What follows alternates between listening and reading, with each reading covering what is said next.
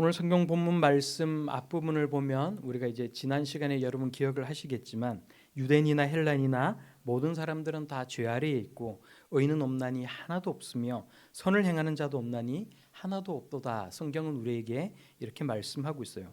하나님 말씀을 가지고 있었던 유대인이나 또 혹은 자신의 양심이 율법의 역할을 하고 있는 이방인이나 모든 사람은 다 죄인이라고 성경은 우리에게 말씀하고 있습니다. 따라서 오늘 본문 19절 말씀에 율법의 영향 속에 있는 모든 사람은 하나님의 심판 아래에 있다라고 말씀하고 있습니다. 결국 우리가 율법을 통해서 알 수 있는 것은 나 자신이 율법을 지켜서는 결코 의인이 될 수가 없고 내가 너무나도 많은 죄를 짓고 있다는 것입니다. 율법이 그것이 만약에 죄라는 것을 알려주지 않았으면, 내 양심이 그것이 잘못된 것이라고 나에게 말해주지 않으면 죄가 죄인 것을 우리는 몰랐다는 거예요. 그런데 성경을 보니까 하나님이 주신 말씀에 그것은 죄라고 말씀합니다. 우리 양심이 그것은 죄야 우리에게 이야기하고 있다는 거예요. 죄에는 심판이 있고 죄인은 하나님의 진노에서 벗어날 수 없다라고 성경은 말씀을 합니다. 크고 중한 것만 죄가 되는 것이 아니라 작고 일상적인 것 역시도 모두가 다 성경은 우리에게 죄라고 말씀하고 있어요. 남을 시기 질투한다든지 뒤에서 수근수근거리면서 다른 사람에 대해서 험담을 늘어놓는 것, 그 모든 것도 다 죄라고 성경은 우리에게 말씀하고 있습니다. 그래서 율법은 미세하게 작은 것이라도 그것이 죄란 사실에 관해서 우리에게 알려주고 우리를 정죄하는 역할을 하고 있어요. 우리 속에 은밀한 죄를 드러내고 율법을 지키는 것으로는 결코 죄인의 굴레에서 벗어날 수 없다는 것을 깨닫게 해준다는 것입니다. 그것뿐만이 아니라 정결하고 거룩하신 하나님은 공의로 죄인을 심판하신다고 말씀하고 있어요. 하나님의 말씀을 알면 알수록 양심을 따라 우리가 생각을 하면 더 생각을 할수록 나는 하나님의 진노 아래에 놓여 있다는 것을 알 수가 있다는 것입니다. 내가 얼마나 악한 죄인인지를 알게 되어서 그래서 우리는 절망하게 됩니다. 내가 죄인이라는 것을 알면서도 전혀 바뀌어지지 않는 내가 가진 그 죄성의 무기력한 나 자신의 모습을 볼 수가 있다는 것입니다. 그래서 20절 말씀을 보면 그러므로 율법의 행위로 그의 앞에 어렵다 하심을 얻을 육체가 없나니 율법으로는 죄를 깨달음이니라 라고 성경은 우리에게 말씀하고 있어요. 또 오늘 말씀을 보면 오늘 이 말씀을 쭉 우리에게 들려주면서 아주 우리에게 진지한 질문을 하나 던지고 있습니다. 여러분 31절 말씀 기억나십니까? 31절 말씀을 우리가 다시 한번 한 목소리로 같이 한번 읽어보도록 할까요? 31절입니다. 시작. 그런즉 우리가 믿음으로 말미암아 율법을 파기하느냐? 그럴 수 없느니라. 도리어 율법을 굳게 세우느니라. 아멘. 그런즉 우리가 믿음으로 말미암아 율법을 파기하느냐? 그럴 수 없느니라. 도리어 율법을 굳게 세우느니라 라고 우리에게 말씀하고 있습니다. 성경이 왜 우리에게 이런 질문을 던질까요? 왜 우리에게 성경이 이런 말씀을 하고 있을까요? 오늘 말씀을 읽으면서 우리가 함께 한번 길지 않은 시간 동안 우리가 함께 진지하게 생각해 볼 수 있으면 참 좋을 것 같아요. 우리는 다 믿음으로 구원을 얻는다라고 이야기를 합니다. 내가 예수 그리스도를 믿어서 그 믿음을 보시고 하나님께서 나를 의롭다고 여겨주시고 예수 그리스도의 의를 덧입어서 우리가 구원을 얻고 하나님의 자녀가 되었다라고 이야기를 해요. 그러면 성경은 우리에게 동시에 율법을 주셨는데 그러면 성경이 우리에게 이야기하는 게 뭘까요? 믿음으로 우리가 구원을 얻는다라면 그러면 율법은 파기되는 것, 폐기되는 것입니까? 율법은 더 이상 필요하지 않다는 것입니까? 또 오늘 성경 말씀이 우리에게 그 답까지 함께 제시를 해주고 있어요. 뭐라고 말을 합니까? 우리가 율법을 믿음으로 말미암아 구원을 얻는다는 그 사실이 율법을 파기한다는 것이냐라고 묻고 난 뒤에 계속해서 읽어보니까 그럴 수 없느니라. 율법을 파기할 수 있는 것이 아니고 파기하는 것이 아니라 오히려 우리는 율법을 굳게 세우는 것이다라고 말씀하고 있어요.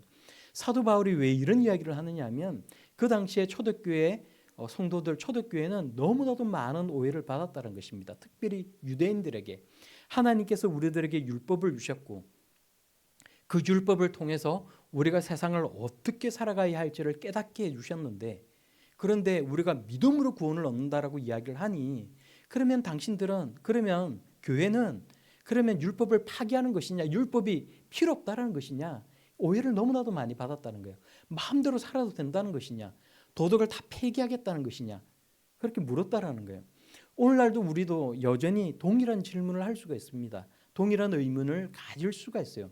여러분은 어떻게 생각을 하십니까? 그러면은 우리가 믿음으로 말미암아 구원을 얻는다라고 이야기하는 것은 그러면 우리가 율법을 폐기하고 도덕을 폐기하고 그러면 우리가 이제 믿음으로 구원을 얻었으니 마음대로 살아야 된다는 것이냐? 도대체 그러면 하나님께서 율법을 왜 주셨느냐라고 생각할 수 있는데 우리가 거기에 대한 이야기는 사실 참 많이 했어요. 그런데 오늘 특별히 그렇다면 이 말씀 가운데 오히려 우리가 그 믿음이 율법을 굳게 세운다라는 것이 어떤 의미를 가지고 있는 것이냐에 대해서 우리가 함께 생각을 해보면 참 좋을 것 같습니다. 율법이라는 것이 오늘 성경 말씀을 보니까 뭐라고 말씀하고 있어요? 율법이라는 것은 죄를 인식하게 만들고 그래서 내가 죄인이고 절대 도덕과 율법을 지키는 것으로는 구원을 받을 수 없다라는 사실을 깨닫게 해준다라고 이야기를 하고 있습니다. 하나님께서 우리들에게 왜 율법을 주셨을까 생각을 해보면 그 율법이라는 것은 우리가 어떤 것이 죄인지를 알지 못하고 우리가 어떻게 살아야 하는지를 깨닫지 못하고 있기 때문에 하나님의 지극히 의로우신 모습을 율법을 통해서 우리들에게 드러내어 보여주고 그래서 하나님의 자녀로서 우리가 이렇게 살아가야 한다는 것을 말하는 동시에 그렇게 살아가지 않으면 다 죄를 짓는 것이고 진노하신 하나님의 심판 아래 놓여 있다는 사실을 우리들에게 말해주기 위해서라고 이야기하고 있다는 것입니다. 그러므로 이 율법의 역할이 뭐라는 거예요? 갈라디아서 말씀을 보니까 율법은 옛날 성경을 보면 몽학선생이라는 표현을 썼는데 율법이라는 것은 초등교사라고 말씀을 하고 있어요. 왜 초등교사라는 거예요? 율법이라는 것이 내가 죄인이라는 것을 깨닫고 내가 그래서 율법으로는 내가 구원을 얻을 수가 없구나. 하나님 말씀에 의는 없나니 하나도 없고 모든 사람이 다 죄인이라고 말씀하고 있고 그래서 내 힘으로는 율법의 의를 도대체 이룰 수가 없는 것인데 그럼 이제 나는 어떻게 해야 되나? 절망할 수밖에 없다는 거예요. 우리가 하나님을 믿고 구원을 얻을 때 구원을 얻어서 하나님의 자녀가 되었을 때 우리가 스스로 생각을 해보면 우리에게 구원의 감격이 있습니까? 만약에 구원의 감격이 없다면 왜 없는 것일까 생각해 보면 내가 죄인이라는 사실을 깨닫지 못하였기 때문에 그렇다는 거예요. 모든 것의 출발은 하나님의 은혜가 은혜될 수가 있고 예수 그리스도의 십자가의 그 은혜가 그 은혜 앞에 내가 감사할 수 있는 그 이유는 철저하게 내가 죄인이라는 사실을 깨달았기 때문에 내가 너무나도 절망 가운데 있고 그래서 하나님의 진노하신 하나님의 그 심판 아래 놓여 있을 수밖에 없다는 사실을 내가 깨달았기 때문에 그래서 내가 하나님의 은혜에 감사할 수 있다는 거예요. 그래서 은혜가 은혜될 수 있기 위해서는 그 전제가 가장 첫째 되는 그 전제는 뭐라는 거예요? 나는 철저한 죄인이구나. 나는 정말로 죽을 죄인이구나 라는 것을 깨달을 수가 있어야 된다는 것입니다. 기독교인들은 왜 우리 자신을 이야기할 때 나는 쓸데없는 자, 쓸모없는 자라고 이야기를 하고 나는 왜 벌레 같은 존재라고 고백을 할까요? 세상 사람들은 세상을 살면서 다 자신의 자존감을 높이기 위해서 어떤 말을 하고 그런 이야기 듣는 것을 좋아해요. 그런데 하나님의 자녀들은 계속 찬송을 하거나 하나님 앞에 기도할 때 나는 쓸모없는 인간이라고 이야기를 합니다. 여러분 찬송가 310장에 하나님의 은혜로 이 쓸데없는 자 만약에 예수 그리스도를 믿지 않는 사람이 이 찬양을 듣는 순간 반발 가질 수 있어요. 왜 내가 쓸데없는 사람이지? 나는 이 세상에 내가 그렇게 쓸모없는 사람인가? 반발을 가질 수 있어요. 그러나 우리는 하나님 앞에 찬양을 하면서 내가 쓸데없는 인간이라는 사실을 고백하기를 좋아합니다. 여러분 왜 그럴 수 있어요? 우리는 하나님 앞에 찬양할 때 벌레 같은 내게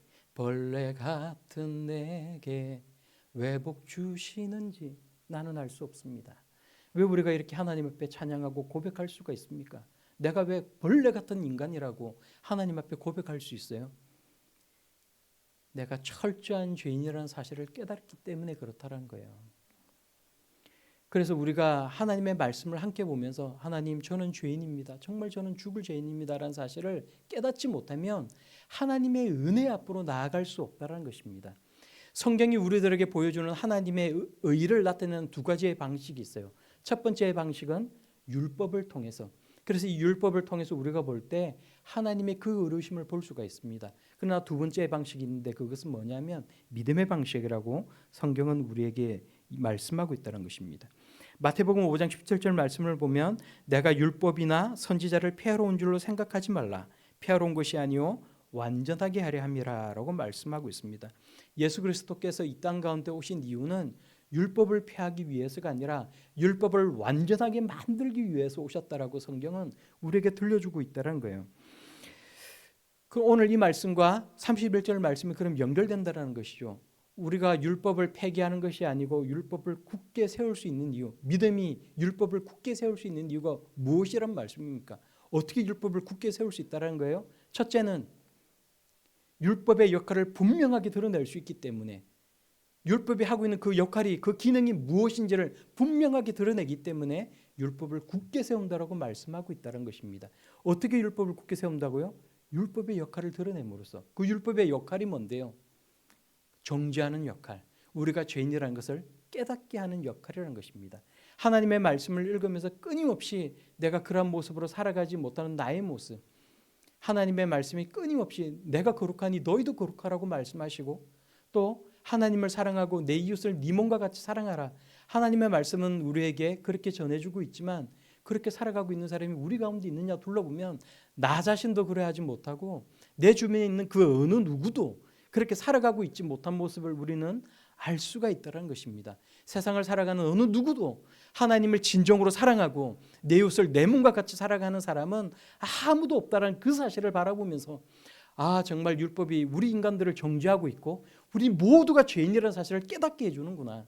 내가 품는 나의 생각, 나의 감정, 내가 말하는 것, 나의 행동하는 모든 것들이 다 죄라는 사실을 깨닫게 해주는 거라는 것을 내가 정말 절실하게 깨달을 때, 그것에 통감할 때 내가 하나님의 은혜로 나아갈 수 있다는 거예요. 제가 예전에 우리 그 중등부 아이들을 제가 이제 교육전도사 때 쭉 3년 내리 중등부 아이들을 지도를 했는데, 어느 날 한밤중에 우리 중등부 아이 중에 한 명이 전화를 해서 저한테 그런 얘기를 했어요. 막 갑자기 울먹이는 목소리로 전화를 해서 갑자기 그런 생각이 들었다는 거예요. 기도를 하는데 자신이 너무나도 큰 죄인이라는 것을 깨달았다는 거예요. 중3짜리 아이였어요. 여러분 생각을 해보면 참 이게 우습잖아요. 중3짜리 아이가 뭘 알아서 자기가 죄인이라는 것을 깨달았지? 도대체 자기가 무슨 죄를 지었길래? 그런데 그 아이가 이야기를 하면서 내가 내 속에 품고 있는 생각, 내가 가지고 있는 생각, 이런 마음, 감정들이 얼마나 악한 것인지를 내가 깨달았다는 거예요. 그래서 내가 그것 때문에 내가 정말 여기서 벗어나고 싶은데, 내가 이런 죄를 품고 싶지 않은데 내가 어떻게 해야 될지를 모르겠다고 이야기를 하면서 눈물을 흘리면서 통곡을 했다는 거예요. 그 얘기를 하면서 제가 그랬어요. 그래서 그게 다냐? 그래서 하나님의 은혜가 너무나도 감사하지 않느냐? 내가 정말로 절실하게 죄인이라는 것을 깨달았고, 그래서 내가 절망할 수밖에 없었는데, 그런데 이런 나를 하나님께서 사랑하여 주셔서 예수 그리스도를 이 땅 가운데 보내주셨고, 내가 그 예수 그리스도를 통해 하나님의 은혜를 입어서 의로운 자가 되었고 구원을 받는 하나님의 자녀가 되었다라는 그 사실 때문에 너무나도 감사하지 않느냐라고 이야기를 했어요. 그 아이가 그 말을 듣는 순간에 정말로 그래요 전도사님, 정말로 그래요 라고 이야기를 하는 거예요. 여러분, 우리도 하나님 앞에 믿음 생활을 하면서 내가 하나님의 은혜에 감사한다라고 이야기하고 예수 그리스도를 안다라고 이야기하기 그 전에 내가 정말로 내가 가지고 있는 그 죄에 통감하는 마음이 있었는지, 그것 때문에 절망한 적이 있는지, 내가 그것 때문에 통곡한 적이 있는지를 우리 자신의 모습을 돌아볼 수 있는 하나님의 자녀들이 다 될 수 있기를 바랍니다. 그것이 없다면 예수 그리스도의 은혜 가운데로 나아갈 수 없는 거예요. 율법 앞에서 철저하게 깨어져서 내 자신이 완전하게 낮아지지 않으면 겸손해지고, 그래서 그 깨어진 마음 앞에 하나님 앞에 통곡하며 내가 정말 절망 가운데 놓인 죄인이라고 하나님 앞에 고백하지 않으면 예수 그리스도의 은혜가 무엇인지를 진실로 깨달을 수 없다는 것입니다. 이것이 오늘 이 성경 말씀이 우리들에게 들려주는 하나님의 말씀이라는 거예요. 그것이 율법을 굳게 세우는 것이라는 사실을 여러분 깨달을 수 있기를 바랍니다. 두 번째 말씀은 뭐예요? 두 번째로 우리가 율법을 굳게 세운다는 말씀은 예수 그리스도께서 나를 위해 이 땅 가운데 오셔서 하나님의 의를, 율법의 의를 나를 대신해서 이루셨다라는 것입니다. 오늘 말씀을 보면 히브리서 말씀이 이렇게 이야기하고 있어요. 율법은 장차 올 좋은 일의 그림자일 뿐이요 참 형상이 아니므로 해마다 늘 드리는 같은 제사로는 나아오는 자들을 언제나 온전하게 할 수 없느니라. 율법은 장차 올 좋은 일의 그림자일 뿐이요 참 형상이 아니라고 말씀하고 있어요. 오늘 우리가 말씀을 보니까 21절 말씀에 내가 철저하게 죄인이라는 사실을 깨달았는데 그래서 절망했는데, 그래서 그게 전부가 아니라는 것을 이야기하고 있어요. 21절 말씀에 이제는 이라고 말씀합니다. 우리 한글 성경에는 이제는이라고 시작하고 있지만 성경 원어 헬라 원어를 보거나 영어 성경을 보면 그러나 이제는이라고 이야기하고 있어요. But now, 그러나 이제는 내가 지금까지는 그래서 이 율법을 통해서 철저한 죄인이라는 사실을 깨달았는데 절망했는데 그러나 이제는 우리에게 희망이 있다고 말씀하면서 그 희망이 무엇이라는 거예요? 예수 그리스도를 믿는 그 믿음이 우리를 구원케 하였고 그 믿음을 보고 하나님께서 우리를 의롭다고 칭해 주셨나라고 말씀하고 있다는 것입니다. 그런데 그것은 하나님께서 우리들이 철저하게 죄인이 되고 망해버렸을 때 비로소 우리에게 구원의 방법을 여신 것이 아니고 이미 하나님의 율법 속에 구약 성경 속에 선지자의 그 영 가운데 새로운 길을 열어놓으셨다고 우리에게 말씀하고 있어요. 구약 성경에 예수 그리스도께서 이 땅 가운데 오셔서 우리를 어떻게 구원하실지 하나님께서 그 하나님의 의를 어떻게 이루어 가실지를 이미 예언하고 계신다는 사실을 우리들에게 들려주고 있다는 것입니다. 그러므로 히브리서 10장 1절 말씀에 율법은 장차올 좋은 일의 그림자일 뿐이요 참 형상이 아니라고 말씀하고 있어요. 율법에는 제사제도가 있다는 것입니다. 그 제사제도가 왜 있다는 거예요? 우리가 온전하게 하나님의 율법을 지키며 살아갈 수 없기 때문에 우리는 끊임없이 죄를 짓기 때문에 그래서 하나님과의 그 언약관계가 계약관계가 깨어질 수밖에 없다는 거예요. 그래서 하나님께서 우리가 살 길을 열어주셨는데 그게 뭐란 겁니까? 제사제도라는 거예요. 그래서 구약시대는 내가 잘못을 하면 하나님 앞으로 나와 제사를 드렸다는 거예요. 1년마다 대속죄일이 되면 대제사장은 제물에 피를 묻혀서 하나님의 그 성전 앞으로 나아가서 속죄소에 그 피를 묻히고 그 피를 그 앞에 뿌리고는 죄인들을 위해서 하나님 앞에 대신해서 기도했다는 거예요. 죄들의 모든 죄를 하나님 사하여 주옵소서 기도했다는 것입니다. 그런데 성경은 이것을 뭐라고 이야기한다는 거예요? 율법은 장차 올 좋은 일의 그림자일 뿐이요 참 형상이 아니라고 말씀하고 있어요. 그것은 그림자일 뿐이라고 말씀합니다. 모형이라고 이야기하고 있어요. 그것은 예표라고 이야기하고 있어요. 그것은 진짜가 아니고 이제 곧 진짜가 올 것인데 그러나 이것이 비록 모형일 뿐이지만 하나님께서 미래에 오실 그 진짜를 바라보고는 그 제사를 받아주시고 우리의 죄를 사하여 주셨노라고 유대인들의 그 죄를 사하여 주셨노라고 말씀하고 있다는 것입니다. 그러면 진짜는 뭐란 거예요? 참 형상은 뭐라는 거예요? 예수 그리스도라고 말씀하고 있다는 것입니다. 히브리서 10장 19절 말씀에 그러므로 형제들아 우리가 예수의 피를 힘입어 성소에 들어갈 담력을 얻었나니 라고 말씀합니다. 우리가 예수의 피를 힘입어 담력에 들어갈 피를 얻었나니 하나님의 원칙은 뭐라는 거예요? 모든 죄를 지으면 피를 흘려야 된다는 거예요. 피 흘림이 없으면 죄 사함이 없다는 것입니다. 피를 흘린다는 게 무슨 의미를 가지고 있어요? 피를 흘린다는 것은 죄의 대가를 받는다는 거예요. 하나님은 공의로우신 분이기 때문에 우리가 죄를 지으면 그 죄의 대가를 치르게 하신다는 것입니다. 그래서 피 흘림이 없으면 죄 사함이 없다는 거예요. 그런데 그렇게 만약에 우리 모두가 피를 흘릴 수밖에 없다면 우리는 날마다 죽어야 하고 이 땅을 살아갈 수 있는 사람은 아무도 없다는 것입니다. 그래서 하나님께서 제사 제도를 우리들에게 주셨다는 거예요. 그런데 이 제사 제도는 참 형상이 아니고 예수 그리스도의 그 피가 우리를 살게 하신다라고 성경은 우리에게 말씀하고 있어요. 에베소서 1장 7절 말씀에 우리는 그리스도 안에서 그의 은혜의 풍성함을 따라 그의 피로 말미암아 속량 곧 죄 사함을 받았느니라라고 말씀합니다. 그의 피로 말미암아 속량 곧 죄 사함을 받았느니라. 성경은 우리에게 말씀하고 있어요. 그래서 율법에 굳게 세운다라는 것은 어떤 의미를 가지고 있다라고요? 예수 그리스도께서 율법에 나와 있는 하나님의 모든 의를 이루셨고 율법을 완성하셨다라고 우리에게 말씀하고 있다는 것입니다. 예수 그리스도께서 율법을 완성하셨어요. 그러므로 율법을 굳게 세우느니라라고 우리에게 말씀하고 있다는 것입니다. 우리가 오늘 하나님의 말씀을 함께 읽으면서 우리가 하나님께서 나를 위해서 어떤 일을 하여 주셨고 내가 하나님의 은혜 가운데 어떻게 살아야 할지를 깨달을 수 있는 우리 모든 주의 백성들이 다 될 수 있기를 바랍니다. 내가 하나님 앞에 나와 예배하고 그래서 내가 하나님의 자녀라고 이야기하고 있지만 여전히 내가 죄에 대해 통감하는 마음이 없었고 내가 이렇게 지금도 살아가고 있으면서도 죄에 대해 전혀 무감각한 모습으로 지금 살아가고 있다면 하나님 내가 죄인이라는 사실을 깨닫게 하여 주옵소서. 하나님의 말씀을 읽으면서 내가 어떠한 존재인지를 알게 하여 주옵소서. 죄에 절망할 수 있는 자가 되게 하여 주옵소서. 하나님 앞에 나의 이기심이 나의 마음이, 나의 자존심이 깨어져서 완전히 부서져서 하나님 나를 불쌍히 여겨주옵소서. 나는 죄인입니다. 하나님 나는 구원 얻을 수 없는 완전한 죄인입니다. 하나님 앞에 고백하며 나아갈 수 있도록 도와주시고 그것으로 끝나는 것이 아니라 예수 그리스도의 은혜가 그래서 왜 필요한지를 알고 하나님의 그 은혜 앞에 내가 진실로 정말로 너무나도 감사해서 눈물로 하나님 앞에 고백하며 하나님의 그 은혜가 너무나도 감사합니다. 예수 그리스도께서 나를 위해 이 땅에 오신 것이 너무나도 감사합니다. 나는 정말 그 은혜로 하나님의 자녀가 되었습니다. 하나님 앞에 고백하며 나아갈 수 있도록 나를 도와주옵소서. 하나님 앞에 기도할 수 있는 그런 우리 모두가 다 될 수 있도록 오늘 이 시간 진정으로 하나님 앞에 나아갈 수 있는 우리 모두가 다 될 수 있기를 바랍니다.